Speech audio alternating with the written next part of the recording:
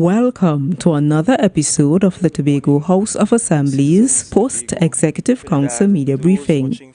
This week, the Chief Secretary and the Secretary for Finance, Trade and the Economy, Honorable Fali Augustine, addresses the media. We did see in the public space not so long ago floating around an invoice from Dr. Winford James for the editing of the budget and a cost of $25,000. And I intimated yesterday that I will be sharing with the public what is the standard procedure for these type of arrangements within the Division of Finance, Trade and Economy. The budget presentation that happens annually in Tobago requires several moving parts. In the first instance, we have the technocrats from in-house. The technocrats meet, and this time around we met late into the night every night, and in some instances they were coming out on weekends to work outside of my presence so that we could pull all the information we were getting, pull all the research we were doing, pull all the requests we were getting from the consultations, those from our internal clients in the division, in the divisions across the THA, all 9 divisions across the THA. So we were looking at all of these, and every single day we will write, collate the information, and then we will send them to Dr. James, who will edit the areas completed. And of course, we will have several drafts that will be edited and edited until the very final draft is ready. And it was for those editing services, we're talking about grammatical editing, editing for structure, case you want when you're preparing the budget and certain financial documents, that there be confidentiality until such time as the final document is ready.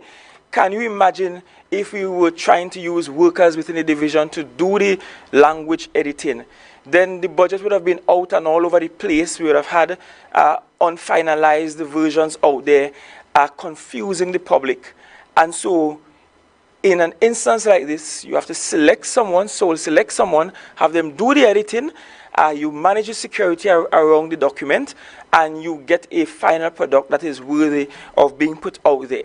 But again, this is not new, and I'm certain some of this happens even in the ministry in Trinidad. So I don't understand where the noise was coming from.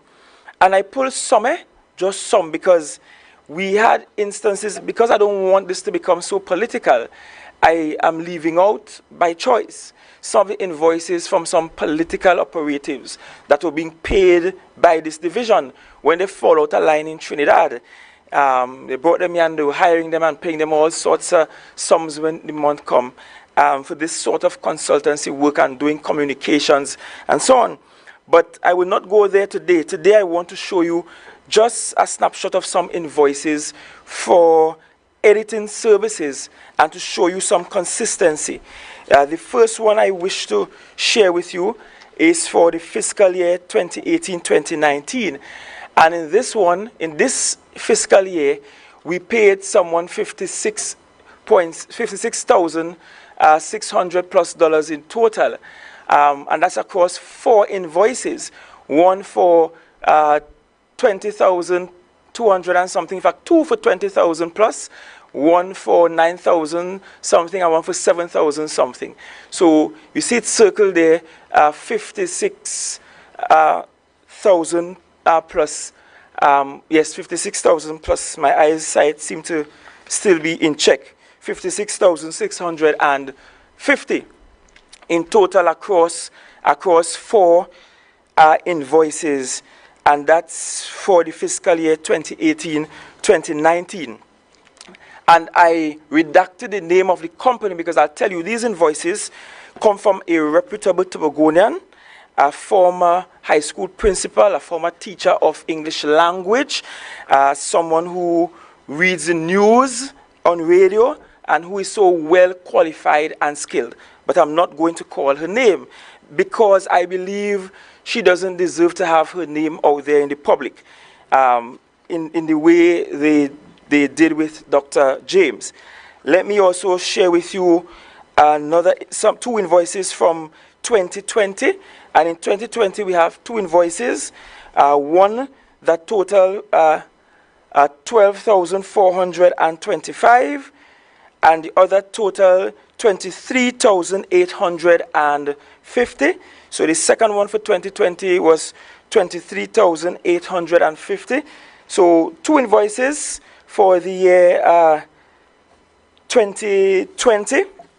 And then we go to 2021.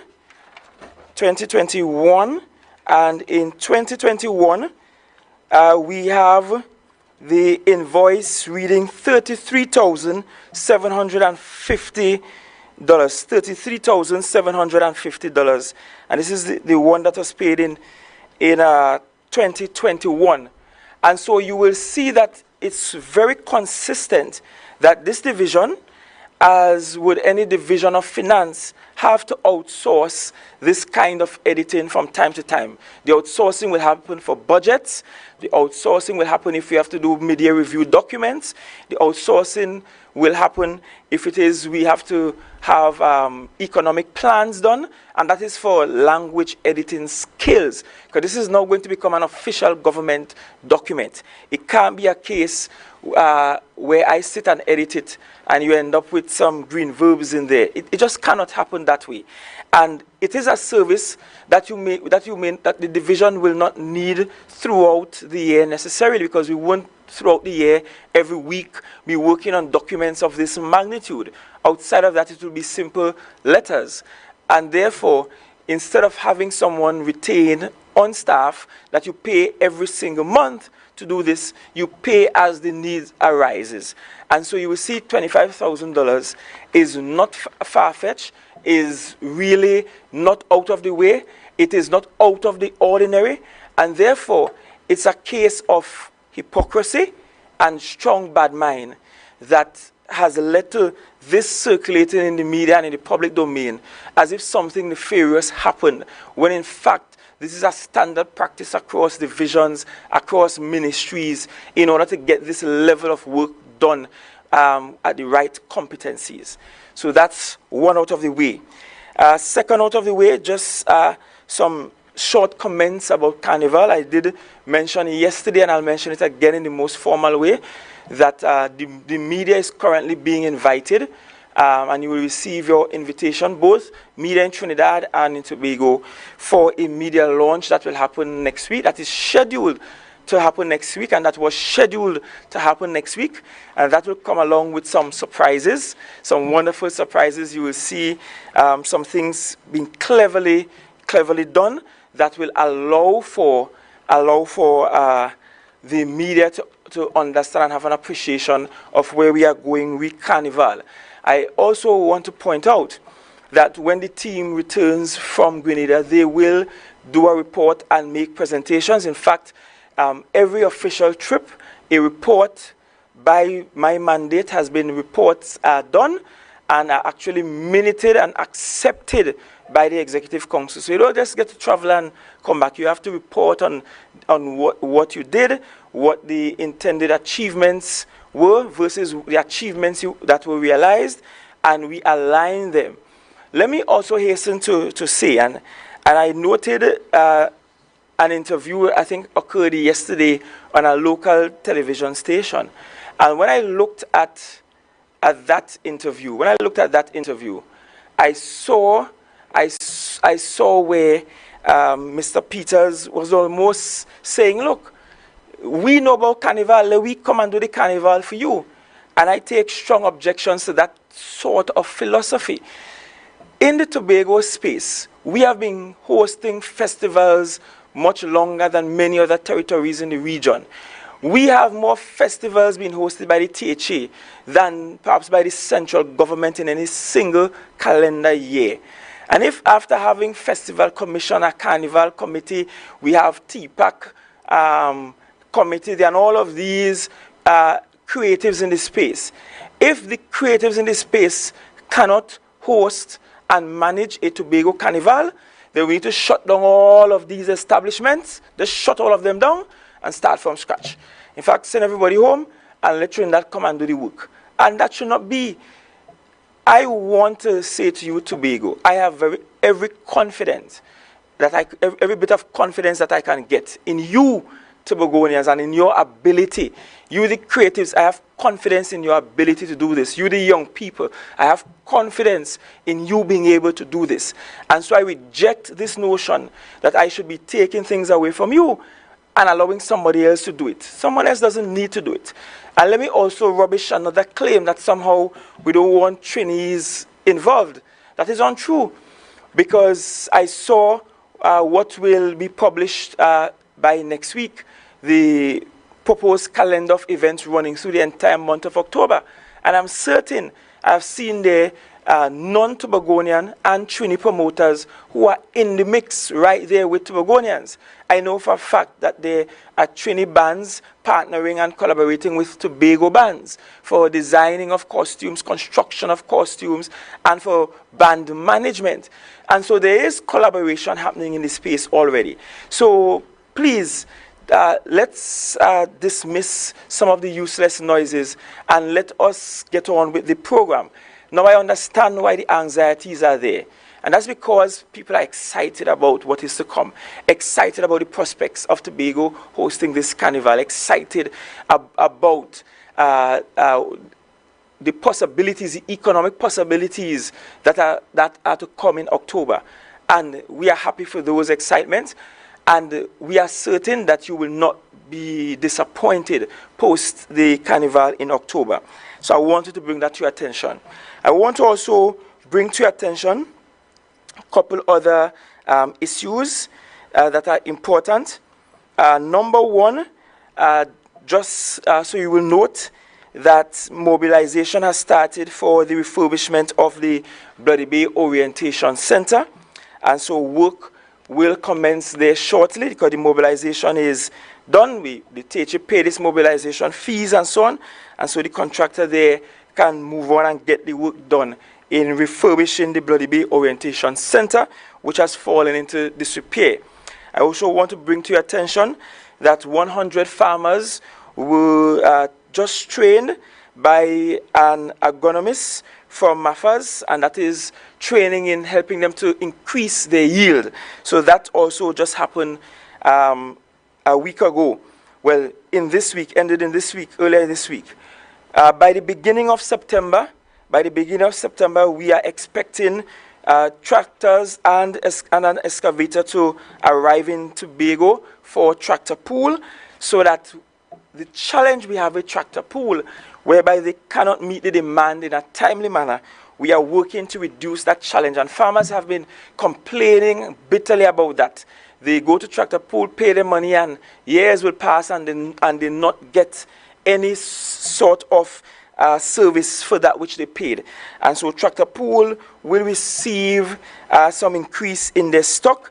While we expect that by the beginning of September, we are also currently working, we don't have those as yet, but we're currently working on getting a much needed bucket truck so that we can get to the tree trimming and so on around the island properly.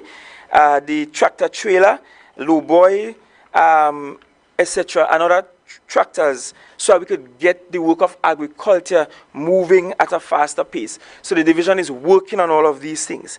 I also want to bring to your attention that in the middle of Carnival, we will be opening up the Low Great River Cocoa Experience, and that is expected to be open from the 18th of October.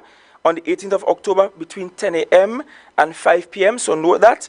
And that's the Low Great River Cocoa Experience.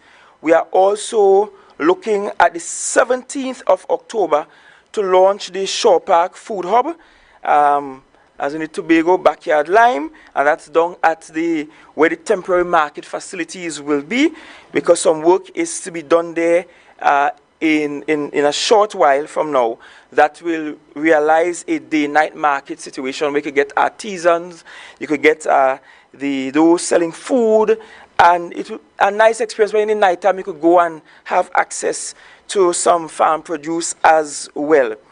World Food Day is on this year, and World Food Day will be at the parade grounds on the 19th and the 20th of October. So 19th and 20th of October, we have World Food Day happening there. So farmers, prepare yourself for that. In the Lure Estate right now, there is an exciting project that's there that will result in the closure of the Lure Estate that is far into the forested area in Goldsboro there.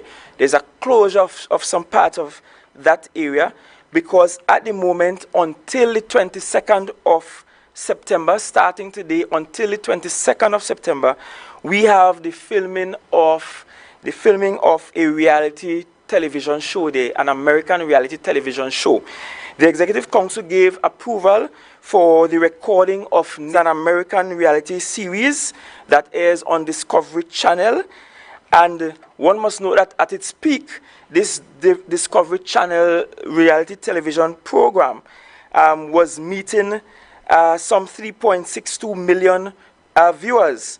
That tapered off a bit to about 1.6 million viewers. The statistics show that it is quite popular for viewers between the ages of 18 and 49, and it is ranked as first among men in terms of the statistics. But I'm raising it because the area, part of that forested area, will not be available for recreational use. It will not be available for recreational use. The farmers who are in the area, they are given exemption because the farmers who have their farms beyond the point of taping, they will be allowed to still access their farms on their usual basis and to do their work. But note that the reality television show is being taped in Tobago as we speak, starting today until the 22nd of September. We expect that this show will provide for Tobago quite a bit of footage of recognition of the island and the fact that the island has a tremendous green space, the best protected green space, I will say, in this part of the world, and certainly the oldest protected green space, as in a forested space, within the Western Hemisphere. So that will be on showcase.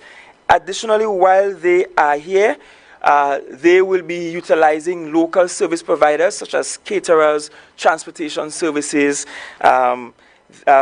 the interns to give assistance with the shooting and whatever else that is needed. So there will be quite a spend in terms of foreign currency from just this one project alone.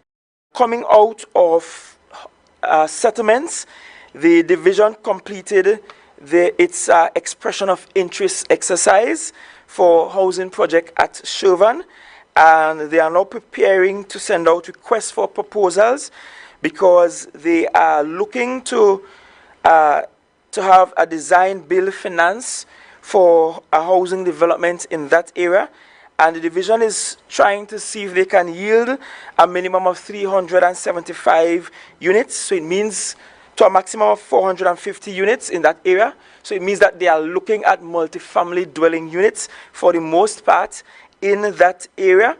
And they want to be able to mobilize. So when the new fiscal year starts in October, some commencement can happen with regards to construction in that area, or preparation of the land, at least for construction, beginning in October. And this will be a significantly large housing project and will be one of the largest ever done. In fact, the single largest one ever done on the island at a given time.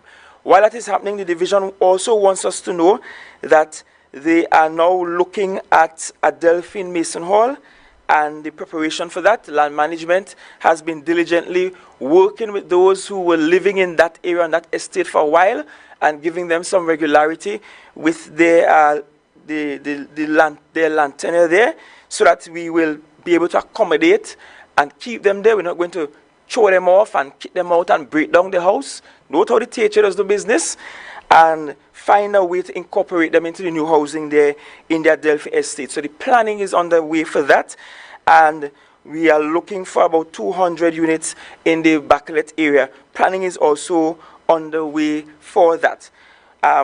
Outside of that, sometime in the middle of September, the Division of Settlements, they will look to embark on construction of 25 to 30 low-cost houses in Tobago. And I spoke to you some time back, and I indicated that we were trying to come up with a model of housing that will target around the $300,000 mark for a unit. So we're looking at very budget-friendly homes and looking to target daily rated workers and those on the lower end of the spectrum who will be able to get financing for a home costing around that.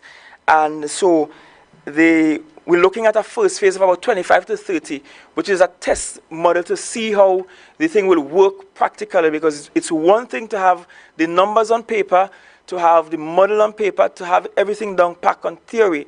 And sometimes when they get to the actual construction and the building, sometimes unforeseen costs will drive it up a bit. So we're looking at 25 to 30 to start, because we are going to work until we find the perfect solution for getting low-cost housing in Tobago.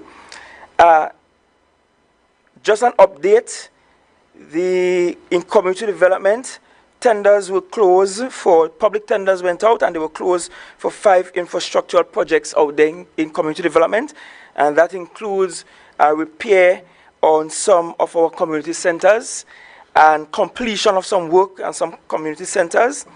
And they indicated that there were over 500 applicants for the CPEP positions that open up. And of course, that sheer number means that they're doing due diligence in terms of sifting through the applications and so on, so they can narrow it down to have the interview process take place. Because of the numbers of individuals who applied, it has significantly delayed the work program. But the salary increases for the CPEP workers took effect from the last salary they received, and so they are well on their way.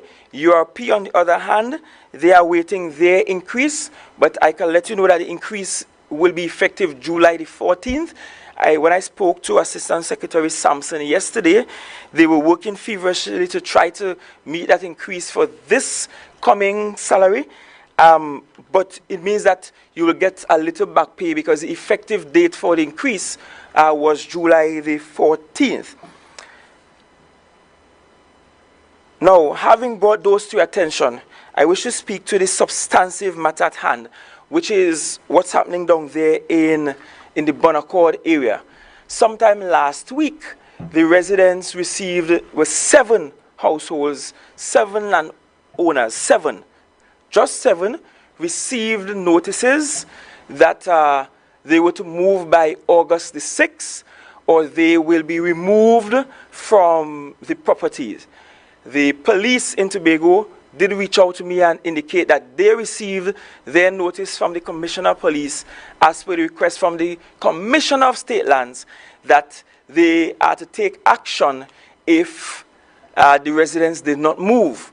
That information was shared with the residents in the area, because, in fact, a meeting was held with them. The Deputy Chief Secretary chaired that meeting. It was held down at Settlements, and we looked at the issue. Subsequent to that meeting, I know that the residents got an attorney on their own accord, and they went to court. And in this court case, they listed, among others, the THA, NITCO, the Attorney General, the Commissioner of State Lands, seeking an injunction for whatever pending action were to take place. The lead in the court case, really and truly was an elderly couple who doesn't have the wherewithal to actually move about, to mobilize and rebuild their lives and all of those things. We subsequently discovered that the THA, by way of Executive Council minutes upon this court case, we discovered that the THA had taken a decision that in instances where people are elderly, where people are sick, and where people really cannot afford to to build or to be moved, that the THA will take up the slack and provide them with homes. 4 houses were apparently built, 4 were built, 1 was given out, and 3 somewhere there in Chauvin with the grass growing quite high around them. I have no information as to why the other 3 weren't distributed, but certainly we will need more than 4 houses if we are to relocate. I have maintained a very firm position on this matter, extremely firm position on this matter. Number 1, people need to be paid for their lands. And the folks that are there still, these are residents that have not been paid for one reason or another. I find it uncaring that somehow we will just move people out, put them off, and they don't have any monies in their pocket to move. Now, what is strange is that this morning a target was placed on a single household, the Percy family down in that area. So you wrote 7 people, but you targeted 1 this morning. One this morning. And in targeting the 1 this morning, I spent the morning, and that's why this conference was delayed. I spent the morning on the phone with the senior state counsel, trying to work out what the legal, what can be a legal position of the THA on the matter to bring relief to the residents. We took it upon ourselves. Well, we got a telephone call from the attorneys representing these individuals, and we accepted that call and had a conversation with the attorneys representing the 7 residents that are there. And the attorneys, at the last time we spoke with them, indicated that they were seeking to get a judge in chamber to come and stop what's happening there. Because if you have a court case going on, the court indicated, gave about 2 more weeks for both, for the THA, for NITCO, for the Commission of State Lands, for the AG, and all named in the case to be able to file their responses to the affidavit of the residents. And if that is ongoing before the court, I cannot see how the Commission of State Lands could give instructions to break the people's house down. That really cannot be the way we approach. The matter is before the court as we speak. We need to give the court some time to adjudicate on the matter. Further to which, if there are things that the THA, the past executive, promised the people in the area that they will do to alleviate their pains and to make the transition better, and those things were not delivered, then the THA, this new THA, has to be given time to be able to make those promises a reality. Notwithstanding, we did not make those promises, they were made by the THA. It doesn't matter who now sits in the chair, those promises have to be realized. And I'll go another step further and say this, and I hope Tobagonians are watching far and wide and understand why I often take a very strong, some may argue aggressive, some may argue anti-central government, I don't care what they call it. There's a reason why I always take this very strong position against the central government's incursion in Tobago. Because when you read the THA Act, the THA Act is very clear, you know. The THA Act actually says that once the matter falls within the 5th schedule, even if the policy decision is taken by the central government, the execution shall be done by the THA. So in reality, that airport should have been built by the THA and not by the central government. The resources should have been made available to the THA to build the airport. And in that way, the THA would have been more caring, more understanding, would have allowed for a smooth transition of people. We would have paid the people instead of refusing to pay the people. There is one instance there where they are claiming the family received payment. And you can see where this individual got a deed for the land and receipt for having purchased the land post the time frame that the government is saying they actually paid the original owners of the land. So clearly, the Commission of State Lands has some discrepancies that they have to treat with and that they have to sort out. And this cannot be the way that we do business. just before coming to this press briefing, I spoke to the senior state counsel and I gave instructions that she is to sit with the team immediately, our lawyers immediately, and to look for a way that the THA can intervene in this matter forcefully in the court to ensure that it doesn't go beyond taking the items out of the people's homes. Thank you for staying with us for the Tobago House of Assembly's Post-Executive Council Media Briefing for the week ending August 13th, 2022.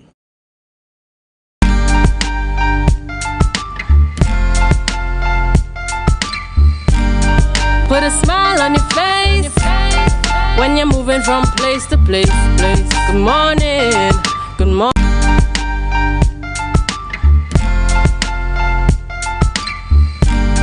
Put a smile on your face when you're moving from place to place. Good morning, good morning, morning, good morning, morning.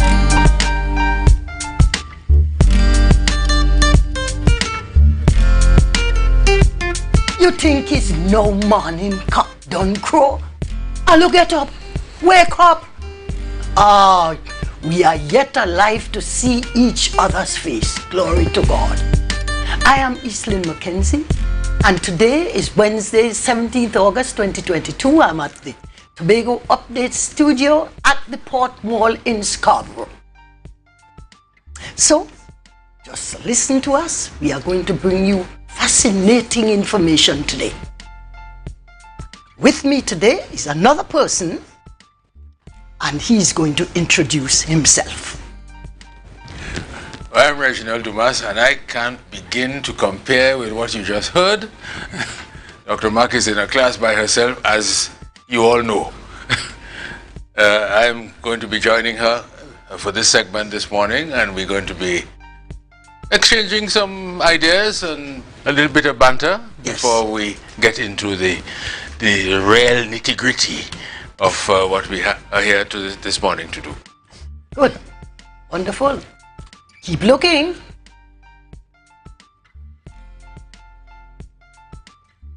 Excel Spa by Haley, where our highly trained staff are ready to deliver the top-class services in facial massages, waxing, nail enhancement and body treatment. We are ideally located at Coco Avenue, Susalands, Tobago. You can find us on Instagram, Facebook, TripAdvisor, or you can call us on 730-0149. Exhale Spa by Haley. Relax, renew, and rejuvenate.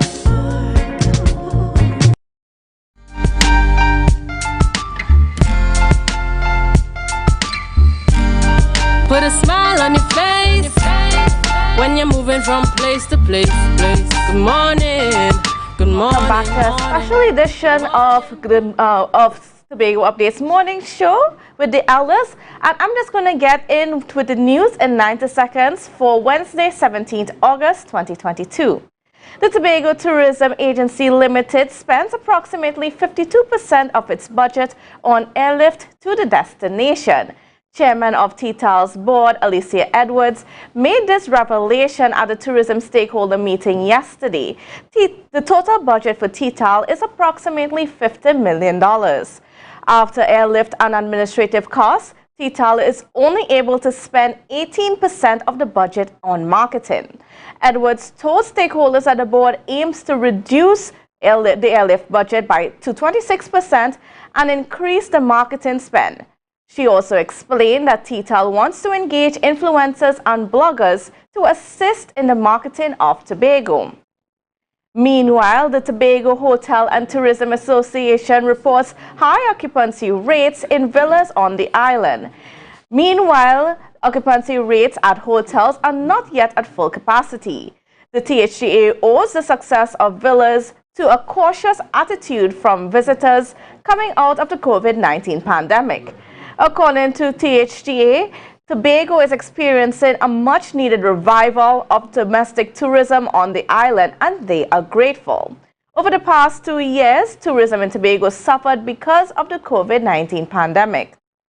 And nationally, The police service is on high alert following the upsurge of murders and serious crimes in Trinidad. At a press conference yesterday, Acting Commissioner of Police McDonald Jacobs announced that officers from 5 divisions in Trinidad will be increasing police patrols in their respective areas. Leave for officers has also been restricted, and officers are now required to work 24-hour shifts. Jacobs said while it is difficult for officers, there is the need to respond to crime situations and the manner in which gun-related crimes are occurring in the public. And that was your news in 90 seconds, and it is my pleasure to hand you back over to Dr. Mackenzie and Mr. Dumas. Oh, thank you very much, Candice. A lot of information and interest. But today, Elder Dumas and I will take you on a journey. And our journey is the one that led up to independence in 1962. Quite an interesting journey. 60 years, actually, Reggie.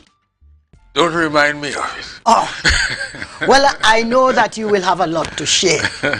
For the viewers, we are going to do this in 3 sections, and we will be joined later on by another elder who will take you with Mr. Dumas through this whole journey. In session 1, it will be the journey or the road to independence. And if there's one person who knows about that, it will be Mr. Dumas, who would have been in the thick of things, as the people would say. On the second part of the journey, I will take you through some things that we as young teachers, Mr. Dumas, had to do in preparing our young students for the independence celebrations. And that will be interesting. And on the third section, ladies and gentlemen, Mr. Mervyn O'Neill will take you with Reggie Dumas through the institutions and these types of organizations that made up the totality of the independence movement. So I want you to stay tuned. A lot of information, a lot of education, a lot of learning should take place. And we are hoping that this will whet your appetites to read about the independence journey. So, you know something, Mr. Dumas? I know you are a collector of items. I see you have there your pile of books. I know that probably the guard had a really troubling time having you coming to this studio here with this bag of all sorts of books, as if, in fact, you have your library with you. But I know just a small segment of the I could imagine. I also have a number of them, and I know you not only have books written by other people, but you yourself have written a number of books. Well, I've written 1 or 2. But this morning, I mean, it is not mine. Yeah, oh, you know, and I've gone back 60 years. Oh, my God. And this is a document. I'm sure most people have never seen this. It's a little booklet called Our Flag. Oh, my God. Which was published at the time of independence in 1962. Show it to the camera. Can the cameras pick this up? Oh, my God. Our flag. Our flag. Yes. And other national emblems. You see. And they talk about how the colors of the flag came about, the stripes, etc., why red, white, and black. What do these things mean? Oh my God. And this kind of thing. Was that flag designed by Carlyle Chan? By Carlyle Chan. Oh, by Carlyle Chan. My memory is still there. Yes, your memory is still there.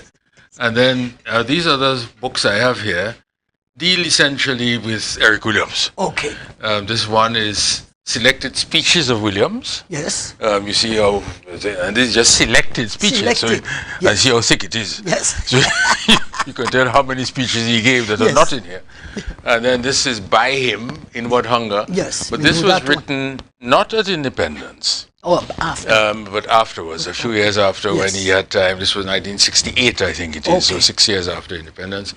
And this last one I have here, which I'm going to quote from, all three, to inspire Mervyn O'Neill to talk about things, is Eric Williams Speaks, which again is a selection of his speeches done by Professor Selwyn Cudjoe. Oh, my God.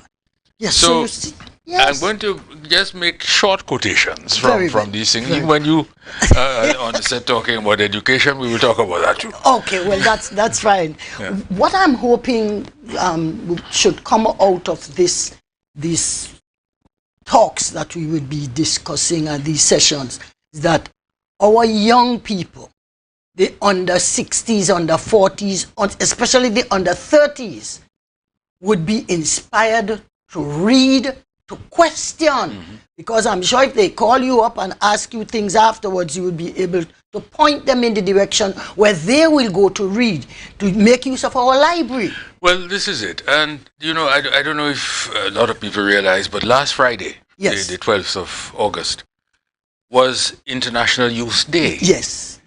And the theme of International Youth Day 2022 is intergenerational solidarity. Yes. So it tells you that while we talk in Trinidad and Tobago about the gap growing between the elders and the younger ones, this is happening worldwide. Yes. The gaps are growing. And if you're going to have this kind of solidarity, and if you're going to have older people passing on information, it's going to be very difficult, because whom you pass it to? A vacuum? which damages the world. Yes. Not only Trinidad and Tobago. True. So that is why we have our little council of elders to see whether we can close these gaps that are obvious in Tobago and in the whole of Trinidad and Tobago. What it tells me too, Reggie, is that when the elders met with the young people, and we've met with them on more than one occasion. That's right. We were actually ahead of International Youth Day. That's right. Because we had already begun to exchange ideas and make comments and recommendations and listening to them. And what the UN says, you know, referring to International Youth Day of last Friday, ageism continues to present a significant, yet not sufficiently discussed challenge to fostering collaboration and solidarity access across age groups. Yes. So what the United Nations is saying here is that this is a worldwide phenomenon. Yes.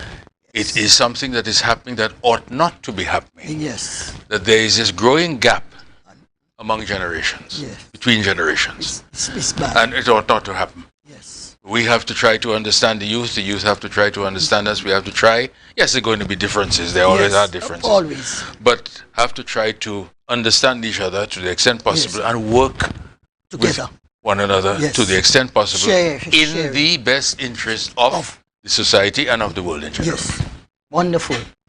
I think we are off on a very, very significant aspect of our development.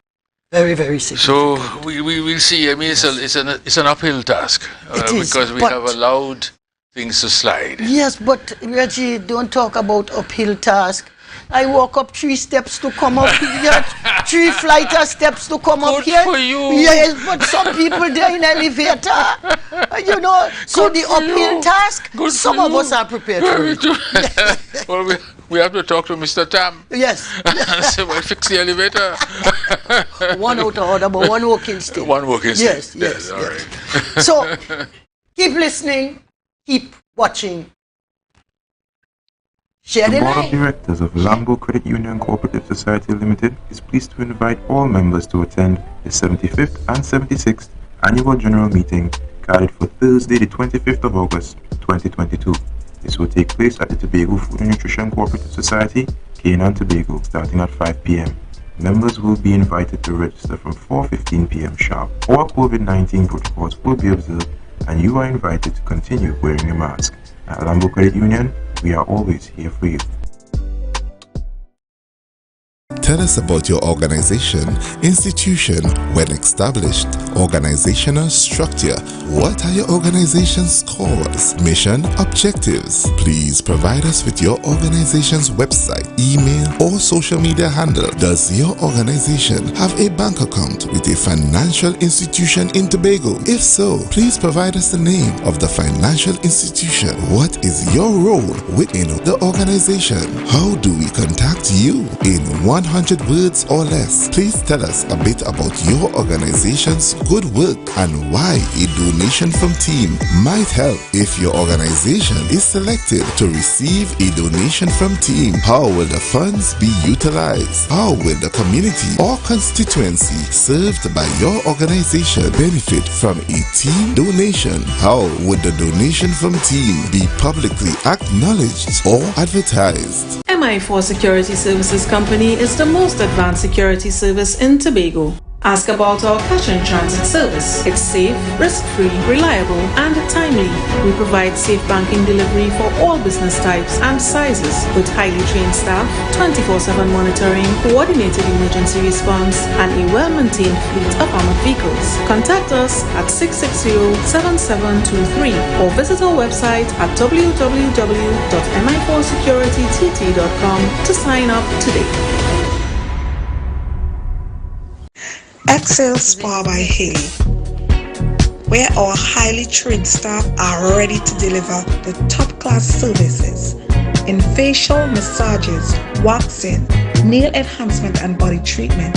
We are ideally located at Coco Avenue, Susalands, Tobago.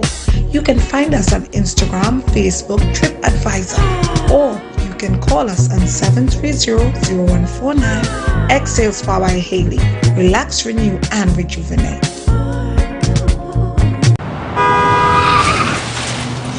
Everybody only worrying. Never ever worry. Don't mind how things looking hard. I tell them never ever worry. If your nice car get damaged bad, I tell them never ever worry. What I'm saying is true. So just consider Tatil is always right here for you. I tell them never ever worry. Don't mind if life make you sad. I tell them never ever worry. If your house get flooded out real bad, I tell them never ever worry. What I'm saying is true. So just consider Tatil is always right here for you. I tell them never ever worry. If sickness catch you off guard, I tell them never ever worry. If times fall on you real hard, I tell them never ever worry. What I'm saying is true. So just consider Tatil will always be here for you. Never worry about a thing. Tatil, where people are people. You know what I mean.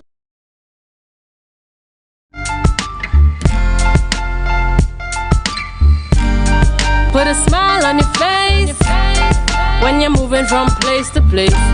Good morning, good morning, morning, good morning, morning. Welcome back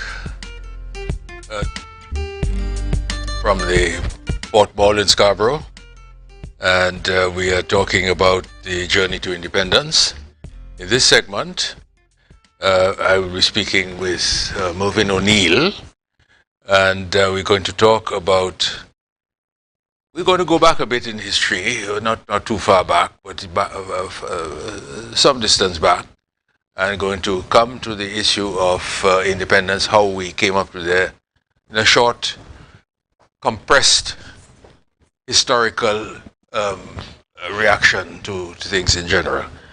So, Mervyn, welcome. Thank you very much, Dr. Dumas. Good morning to Tobago and the rest of the listening public. I am Mervyn O'Neill. I am happy to be here on Tobago Updates this morning with our 60th anniversary of independence imminent. Within 2 weeks' time, we feel that a view of the independence experience, starting with the journey, should be something appropriate for us to discuss. Well, what do you think in that regard, Dr. I think so. So, Mervyn, you start off. I mean, tell us about. All right. We always talk about independence. Yes. By which we mean a flag and an anthem. But is independence not a bit more than just a flag and an anthem and ambassadors about the place? But tell us how we came to this point? Give a short background. Just a short background. Clearly, independence is not a standalone concept, but it is rather part of a continuum. It's part of a process.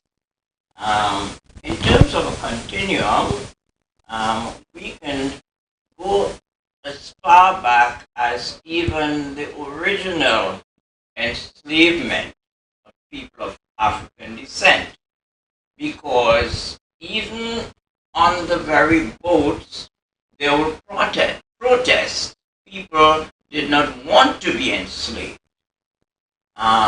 This process came through the plantation experience, culminating at a point with emancipation in 1834, which again was a kind of independence. But as we take, in retrospect, we recognize that superimposed on emancipation was colonialism with indentureship, and followed by a federation, and finally independence for Trinidad and Tobago in 1962. In that continuum, there are some notable landmarks. There were, as we pointed out, slave revolts that started from the very beginning of the enslavement process. Notably among these revolts was the experience in Haiti, 1791 to 1804. We have heard of Pan-Africanism. That was also part of the independence process. And of course, we are more perhaps familiar with federation and now independence. I would like to ask Reggie to please connect for us federation and independence. Yes, well, federation is something, we were colonies, of course. I mean, a lot of us, let us just concentrate on the former British Empire. So we were British colonies. And the British had this idea that when you had a lot of colonies, and they were talking about independence, the best way to deal with them was to lump them together into a federation. The only trouble with that argument was that the federations that the British came up with, they're staying in London and saying, well, we're good thing for all these chaps come together.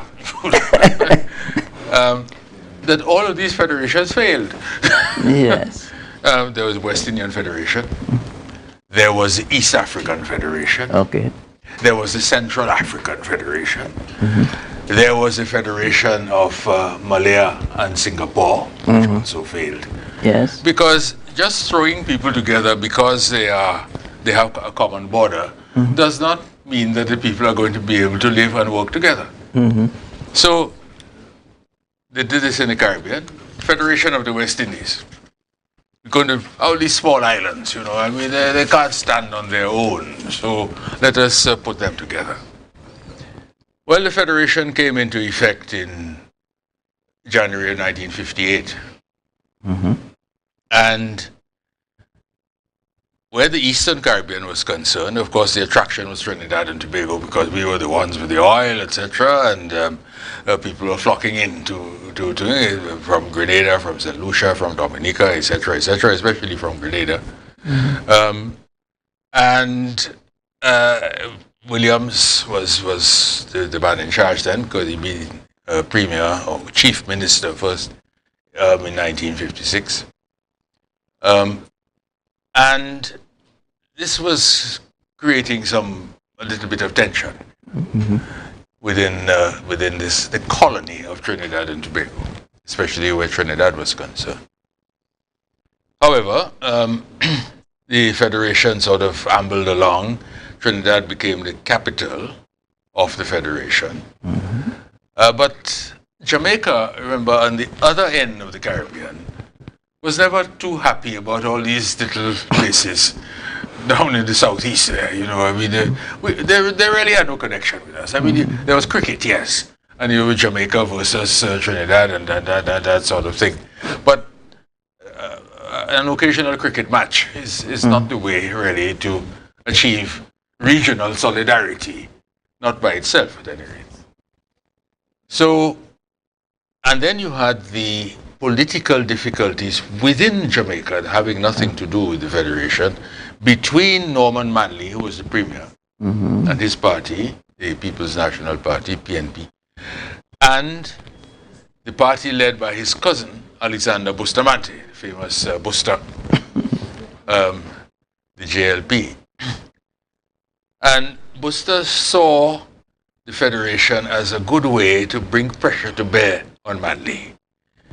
Manley was committed to the Federation, but not as committed as Williams was, say, in Trinidad and Tobago. And he sort of went after Manley, who was his cousin. Cousin Norman, he used to call him.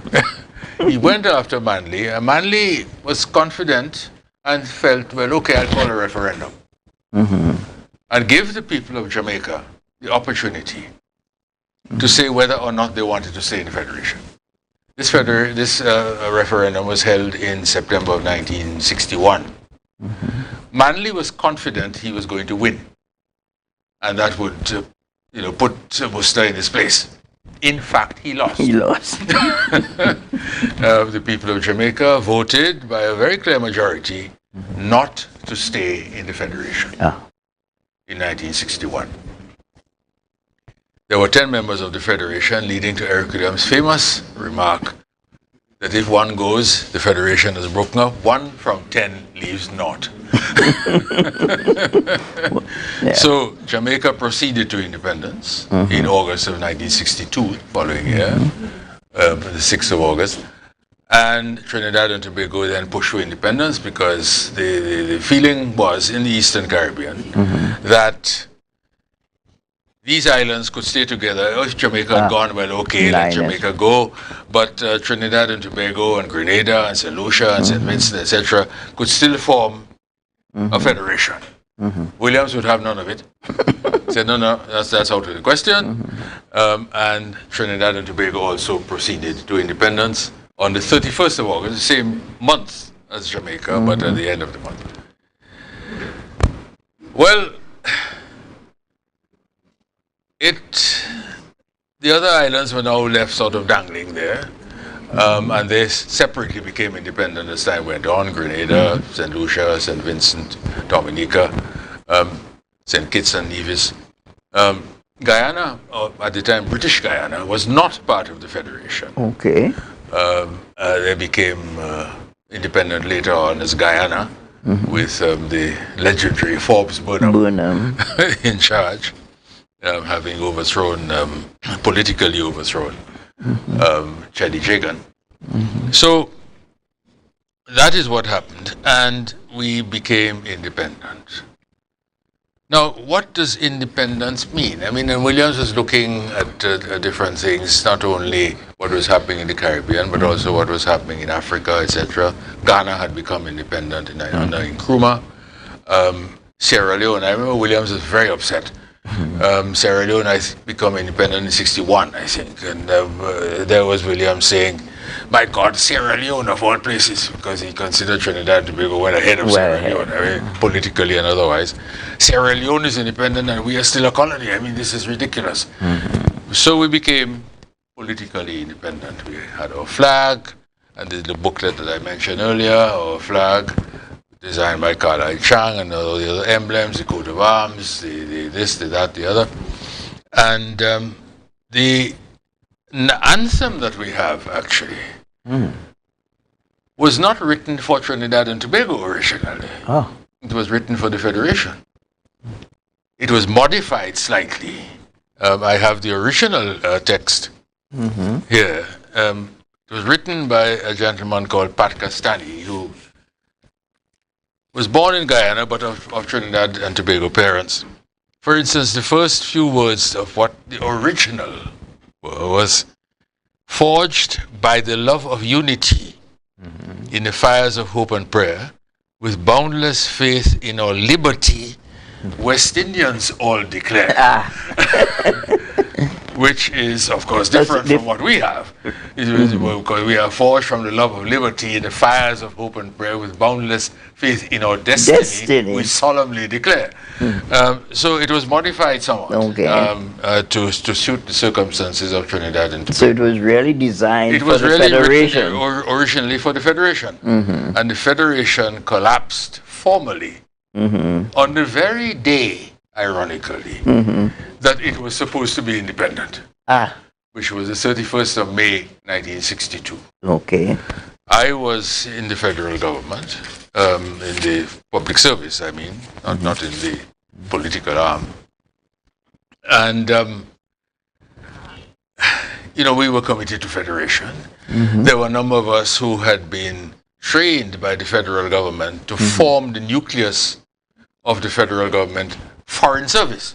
Okay. And there were, I think, 5 of us from Trinidad and Tobago. Other people came from other places.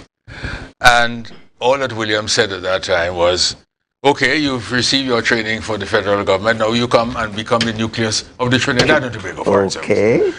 Okay. So we just shifted across from downtown Port of Spain, on St. Vincent Street, where the federal government headquarters were, to Whitehall. Okay. And became the nucleus of the Trinidad and Tobago Foreign Service. Okay. In that regard, with Federation collapsing in May of 1962 and Trinidad and Tobago becoming independent in August of 1962, how would we characterize our independence in terms of the move from federation to independence? Would we consider it a hustle, and what are your perspectives? Well, we were certainly hustling. I mean, because to become independent, you know, this is a new experience. Yes. You're becoming independent. What does this mean? Okay, you're going to be on your own, but what does this mean? What are you going to do? What are you going to do in trade? What are you going to do in education? What are you going to do in health? You're on your own now. You're going to be on your own. There's no point you can't pick up the phone and call the Prime Minister of Grenada or whoever was in charge of Grenada or St. Vincent and say, well, what do you think? How do you think we should do this? You're on your own. Luckily, at that time, we had a number of people, I suppose myself included, who had received, there was the first really serious batch of university graduates. Later on, you had quite a number coming out of UE or UCWI, University College of the West Indies as it was, giving London university degrees as from his own.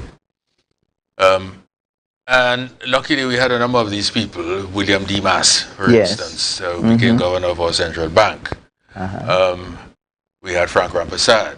We had Frank Barsotti, who became permanent secretary in finance, and so on and so on and so on.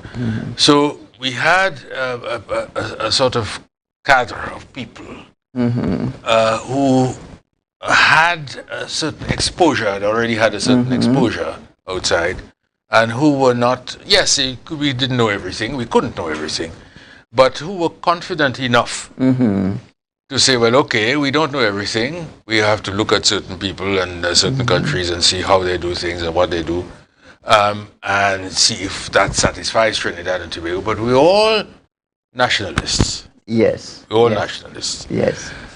I was sent abroad fairly quickly after independence to the new embassy in Washington. Okay. To work with Ellis Clark, who was the first ambassador there, subsequently the president of Trinidad and Tobago. Dennis Solomon, who also had worked outside, who became a university lecturer afterwards, was there, and so on and so on. And so it's new. You're saying, what are the best interests of Trinidad and Tobago? Because quite often you're not getting any instructions from Port of Spain. Yeah. Okay. You have to sit down and say, okay, we are independent now. We have to look after the society of Trinidad and Tobago. We have to look at the society as a whole, not in segments. We're not looking at it from the point of view of race or religion or anything like this. This is that's ridiculous. We have to look at the society as a whole. Yes, we have oil, but what is oil? What do we do with that? What is our production? And so on and so on. So you had to look at all of this. Frequently decide in the embassies and the high commissions abroad how you are going to act, how you are going to behave, what you are going to do, and frequently tell Port of Spain. We should be the other way around. But we managed. Now, in this regard, a constitution is really the foundation upon which nations rest. And you mentioned Ellis Clark. How would you characterize our constitution coming out of that hustle, that rush from federation to Trinidad, to an independent Trinidad and Tobago, noting that we had a matter of months to say, well, hey, the federation has broken down. We need a constitution in order to place as a foundation stone for Trinidad and Tobago. So how would you characterize our constitution? I think we might best do that in the last part where we talk about institutions and so on, because the constitution is very much an institution. In the meantime, I think we have to go to a break. And just remember, share the live. Share the live. Share the live. MI4 Security Services Company is the most advanced security service in Tobago. Ask about our cash and transit service. It's safe, risk-free, reliable, and timely. We provide safe banking delivery for all business types and sizes with highly trained staff, 24/7 monitoring, coordinated emergency response, and a well-maintained fleet of armored vehicles. Contact us at 660-7723 or visit our website at www.mi4securitytt.com to sign up today. Excel Spa by Haley, where our highly trained staff are ready to deliver the top-class services in facial massages, waxing, nail enhancement, and body treatment. We are ideally located at Coco Avenue, Susalands, Tobago. You can find us on Instagram, Facebook, TripAdvisor, or you can call us on 730-0149. Excel Spa by Haley. Relax, renew, and rejuvenate.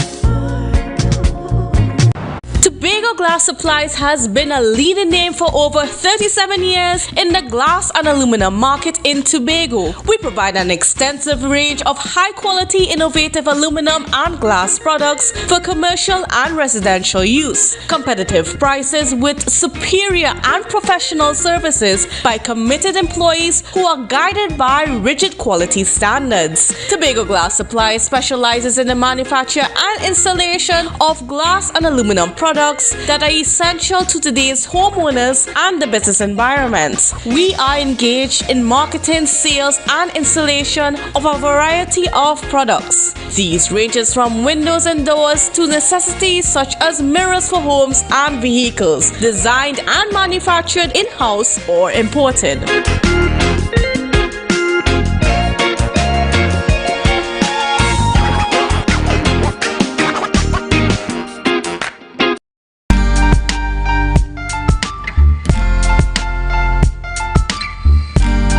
Put a smile on your face when you're moving from place to place.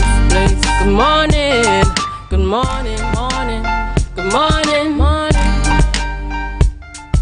Well, here am I again.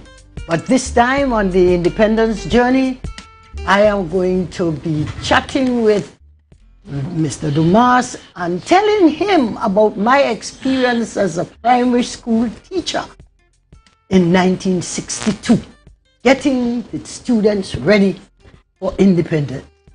Well, you have already spoken about the national anthem, but we used to have such fun with how the children interpreted the behavior and the deportment for the national anthem. To me, it's like a game the children used to have called freeze. When you were walking along or whatever you were doing and you heard the national anthem, you stood at attention. If one foot in front and one behind, you stand up just so. You run in, you stand with your hands. Man, it used to be something else. Not these days. Not these days, not these days. So we had the national anthem. We had to learn the tune. We had to learn the behavior. You stood at attention, your chest up, and you sang lustily the national anthem, so you had to know it. I'm not so sure that plenty people know it now, but nevertheless. And then we had to teach the children the national songs. Now we hear very much of God Bless Our Nation. Mavis John, she sings it, and I'm certain a lot of people will know it. Even now when they hear the God Bless Our Nation, the three stanzas, we had the three verses, God bless our nation, God bless our isles, God bless our leaders. And then we had another one, the nation's dawning. Come away, hail to the day. Well, I can't sing, let me break up the people's show. They might invite us again. But we had that one. That one wasn't so difficult. But I don't hear it much these days. I don't hear it much. But the one that gave us trouble was one they called Boca Chimes. That had a sharp or a flat or something in the music that we seem never to be able to get right. So for those listening, go to these three songs, national songs. We had our national birds, and thankfully they had the cockrico, but they didn't know the cockrico. Cockrico is in the forest then. Well, no, it's our neighbor. Yes. I think I heard one or two by you there the other day. Oh yeah? No, but they're all over. I mean, yes. They just shot past me now and look and say, hey, what are you doing there? So we had that, and then we had, well, obviously, we know the scarlet ibis, cockrico. We had our coat of arms. We had the national flower, I think it was the Shakonia. We had to teach the children all of that. We had to teach them the pledge. I solemnly pledge. And you had to stand at attention. And every day, every morning, after prayers, you said the pledge, you sang the national anthem, and you sang one of the songs. Mm-hmm. So there it was. And then as you showed, we had the flag. Mm-hmm. The colors, we had to know what white stood for, who stood for the earth, who stood for the waters, and so on. So we had that too. And then we had rallies. The children, man, we used to march up, down, arms to the right height. And I tell you, it was such a journey that we were on. But we, young teachers, we had to make sure that our charges were well prepared. There was a sort of fervor. There was a sort of willingness and enthusiasm to be a part of the independence celebration. So our children marchman, left, right, who had the strongest voice, man, and we did it with gusto, in the sun, whatever, all around. So we had our rallies. At that time, Reggie, we had a school broadcasting unit. Right, I remember that. You remember that? Mm-hmm. So some of the songs, those of us who couldn't sing like myself, we could let the children learn the songs through the school broadcasting unit, where we had these songs, recorded and played, and every school had a radio. And at a certain time, I think it was 2:30 every day, every whatever day, whether it was Monday, Wednesday, or I can't remember really now. But we had the school broadcasting unit, and we had those songs. And apart from that, the school broadcasting unit did other lessons. So they would send the notes pertaining to the particular session or what. We would read it, we would research it, we would practice, and then we teach the children. And when the broadcast came on, the children were not at sea. They knew that. So we had that. Well, we had our motto. We had our watchwords: discipline, production, tolerance.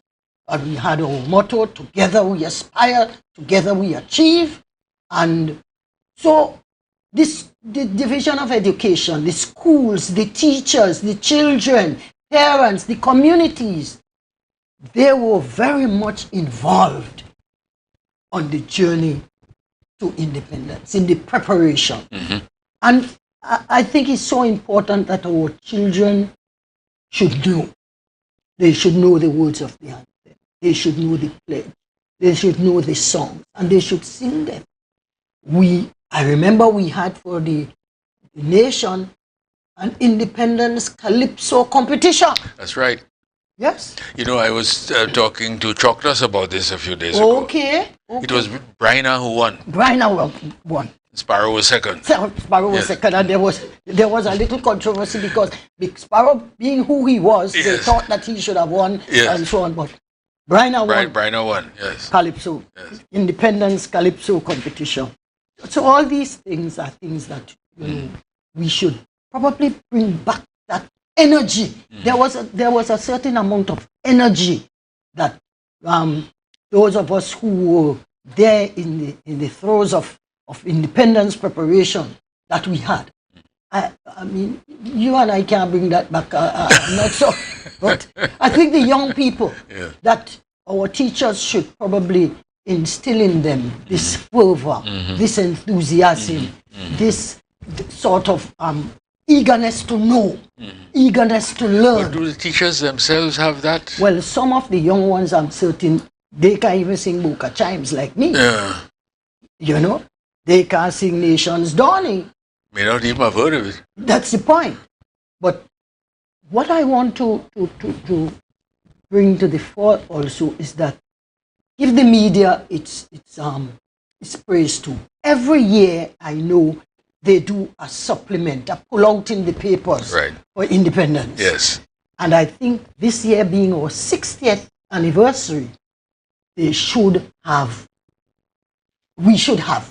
some of those. And I would advise, I would suggest that it become a keepsake for our children, that they could get it, because they really do a very comprehensive job on it. They give you the songs. In fact, I think I remember one year they actually printed the music to the anthem. They printed the music to the national songs.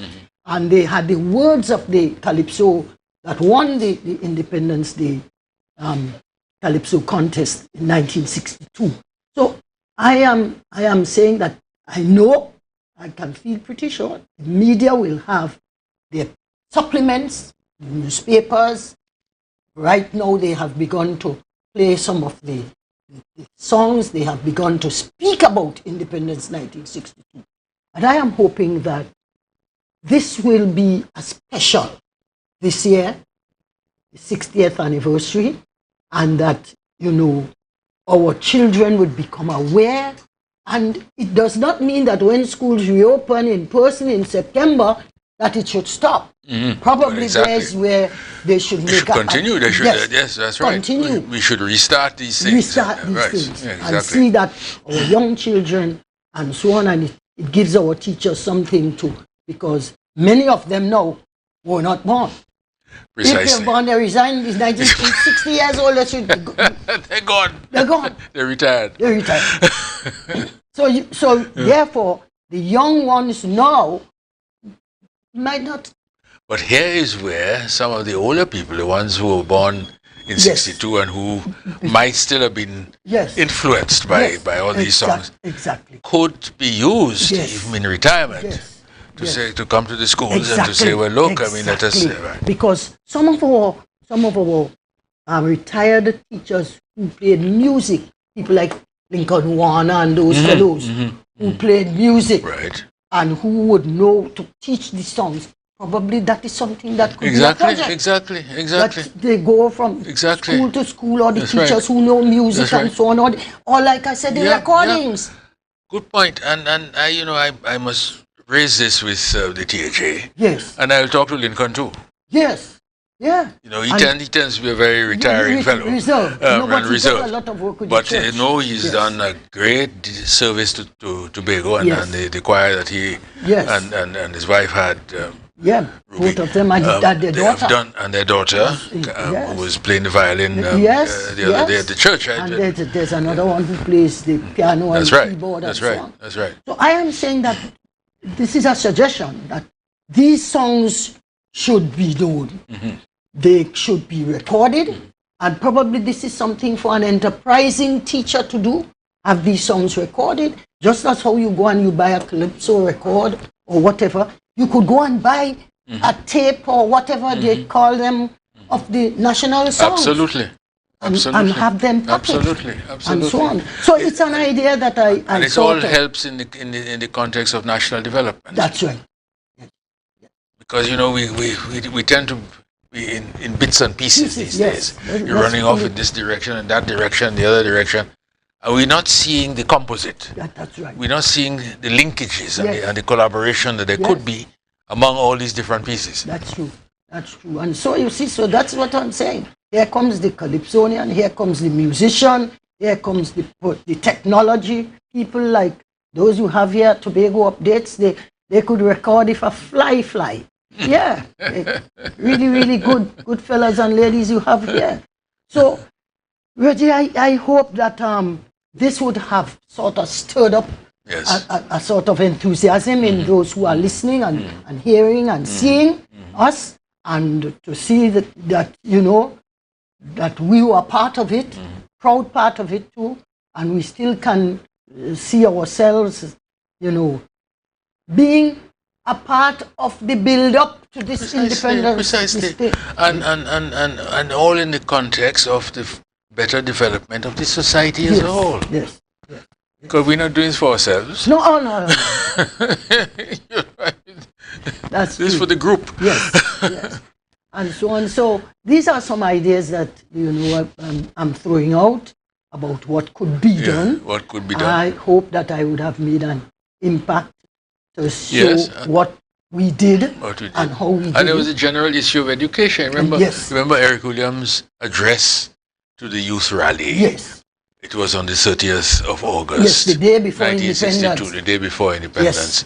When he said, I think I have it here. Yes, you quote him. Yes. And let the young people see.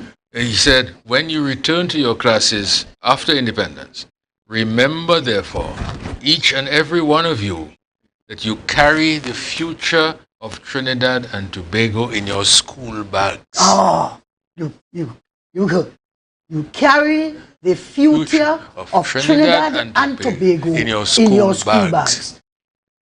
Well, education, learning, learning, and books. But now, if you're just going to be using your thumbs to text something, you have to be able to read. Nobody's saying you mustn't have your technology at hand, but you must be able to read. Read and understand. Read and think critically. Yes. Something is put before you. What does this mean? Yes. Why is it there? That's it. What do we do about it? Yes. How do we go about doing anything about it? So probably these days we might be tempted to ask the children, boys and girls, you have the future of Trinidad and Tobago in your book bags. Whether it's a book, a tablet, what the other thing they name? Laptop. A laptop. iPad. They have some funny names. But whether it's that or book, make sure that what is there could help to build this nation of ours. Mustn't be anything destructive. Absolutely not. Nothing destructive. Absolutely not. So I'm mixing it, whether it's the book, the iPad, the cell phone, whatever. Use it to help to build the nation. This is my... And in so doing, they'll be helping themselves. Helping themselves. Well, that's the first thing. Yes, professionally. First thing. And economically. Yes. So it's quite a thing. The journey knows that. The journey knows that. Oh, that's it. The journey knows that. The journey knows that. The journey knows that. That's right. Well, all of us are in it too. We are on the road. We are there with you. And I want to say that, thinking about it and rehearsing and so on, we feel very enthused. Yes.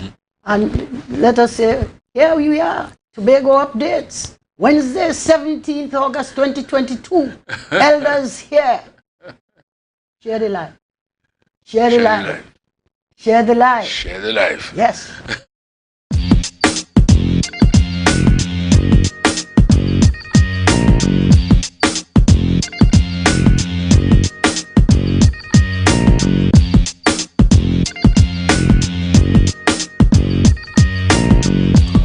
It was one day with 3 events, all targeted at promoting Tobago's creative talents.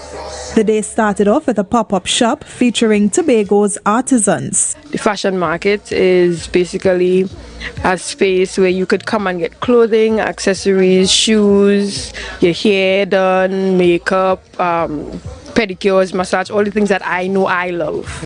Then it was all about the conversation with men in fashion. The panel featured designers Andrew John Smith, Daniel Clark, entrepreneur Ronaldo Chun, and creative director Keelan Whitlock. The men had the chance to share their thoughts on the fashion industry in Tobago, how the space can be developed, and the role of men in society. I believe that too often men are considered trash, and we have good men. The day closed off with a highly anticipated fashion experience. 30 items, all created by Darian, were on display, from resort wear to casual clothing. Fashion show is where I'll show 30 pieces that would speak to who I am. So the categories are split up, 10 categories, and every category would speak to a different part of me. Oh yeah, only you know. They see me smile, but they don't know what I feel inside. Them see the dancing, them see the performance. The people see me life and war on, but they don't know say more time it look dormant. And them no see sip on me belly, me a crawl. The event was hosted at Le Chateau, the Healing Garden in Mount Pleasant. She never know me have a That was a production of the Department of Information, Office of the Chief Secretary, Tobago House of Assembly.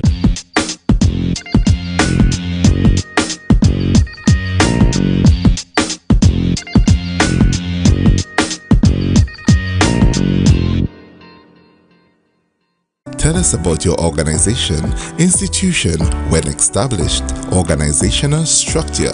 What are your organization's cause, mission, objectives? Please provide us with your organization's website, email, or social media handle. Does your organization have a bank account with a financial institution in Tobago? If so, please provide us the name of the financial institution. What is your role within the organization? How do we contact you? In 100 words or less, please tell us a bit about your organization's good work and why a donation from team might help. If your organization is selected to receive a donation from team, how will the funds be utilized? How will the community or constituency served by your organization benefit from a team donation? How would the donation from team be publicly acknowledged or advertised? MI4 Security Services Company is the most advanced security service in Tobago. Ask about our cash and transit service. It's safe, risk-free, reliable, and timely. We provide safe banking delivery for all business types and sizes with highly trained staff, 24/7 monitoring, coordinated emergency response, and a well-maintained fleet of armored vehicles. Contact us at 660-7723 or visit our website at www.mi4securitytt.com to sign up today. Excel Spa by Haley, where our highly trained staff are ready to deliver the top-class services in facial massages, waxing, nail enhancement and body treatment. We are ideally located at Coco Avenue, Switzerland, Tobago. You can find us on Instagram, Facebook, TripAdvisor, or you can call us on 730-0149. Exhale Spa by Haley. Relax, renew, and rejuvenate.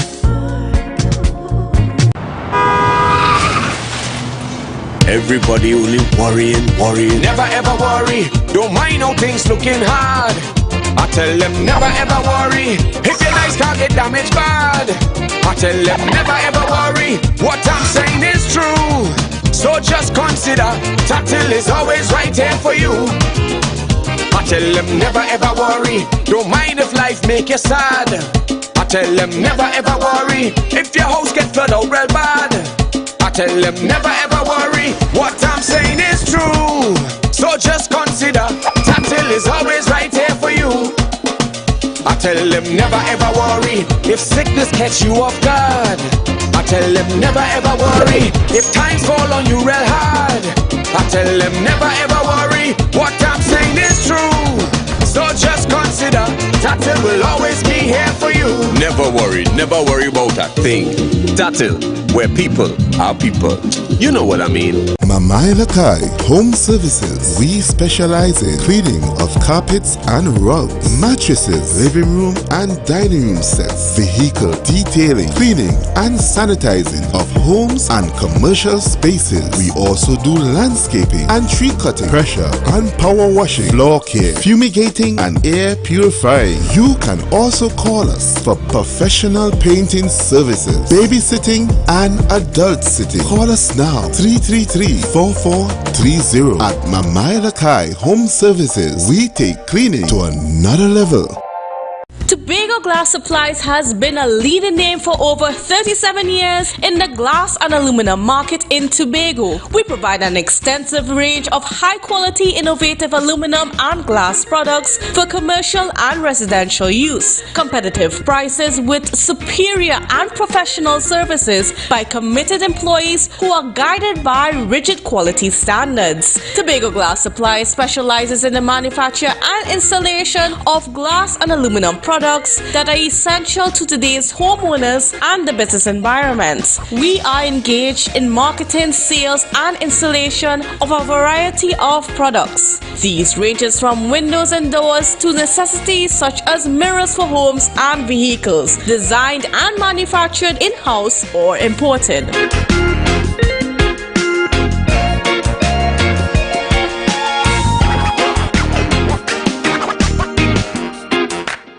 The best place to stay in Tobago is at Thorn's Place, with rates starting as low as 200 TT. Call or WhatsApp 745-7306 or 682-8676. We are located uptown Scarborough, 5 minutes away from the port. Remember, at Thorn's Place, our aim is to make your stay safe and affordable.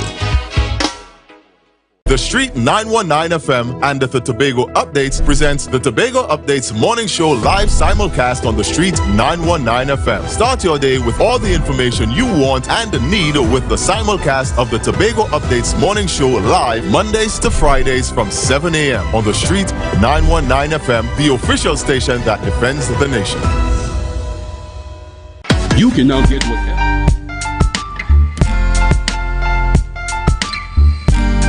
Put a smile on your face when you're moving from place to place. Good morning, good morning, morning, good morning, morning.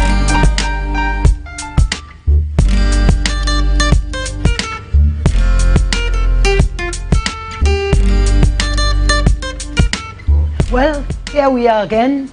Just about time to wrap up. The elders are wrapping up. We are not even far. We are far from finished with this journey to independence because we have not had the time to tell you about the institutions and so on that were formed and that were written into the Constitution in 1962, but that's a long story. So what we are going to do now is to hope that we have whet your appetite and that you would want to eat more. And that the next time, if there's another time that we are on, you would share the live, encourage others to listen. because I'm sure that Tobago Updates will inform you in advance, so you will be prepared to listen. So now we are going to just give our closing remarks. Reggie, what do you Well, I'm sorry that we overran. I mean, you see how much there is to talk about? That's it. We have a lot to talk about. Mervyn had asked about the Constitution. I mean, we haven't touched that. Yes. And that is a major issue in itself, a major part of one of our... Well, it is the supreme law of the land. Yes. And any law that is inconsistent with it, that doesn't satisfy it, is void to the extent of that inconsistency. That's true. So the Constitution covers everything. And that is what I was hoping that we would, in this last segment, talk about, but we run out of time. So we have to beg Tobago Updates to invite us back. Well, I'm not sure if we have to beg as much as if people want to hear about it. Well, I don't know if people want to hear. They may not want to hear because they may say, well, Constitution and so on. Concerns us. If they have an interest, well, then that's fine. Yeah. Although it should concern them because it is our supreme law. Exactly. When you fighting anything, you have to go to court. I mean, it's Constitution that always bring you back to that is always called in aid. What about you, Mervyn? What's your closing remarks? My closing remarks, very definitely, we must look at where we are today. We must question how we are doing, how we have done.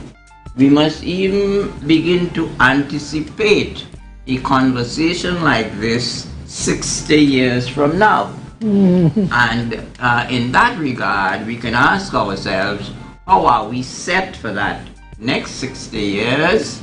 In fact, we will address questions like reforms and so forth.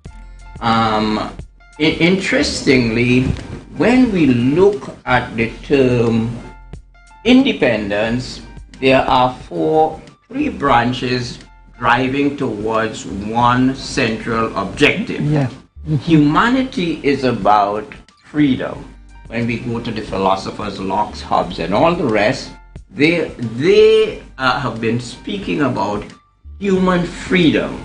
Now, when we look at independence, we have treated independence as a lump sum topic. But there's political independence, economic independence, and psychological independence. The question becomes, how have we dealt with these various sub-parts of independence? Our own view is that political independence is what we have been practicing so far, and we need to look at economic, psychological, and so forth. Much for the future to look at. Thank you so much. Well, my closing comment will just be a prayer. May God bless our leaders and give them grace to guide. Thank you. Comes from the national song, God Bless Our Nation.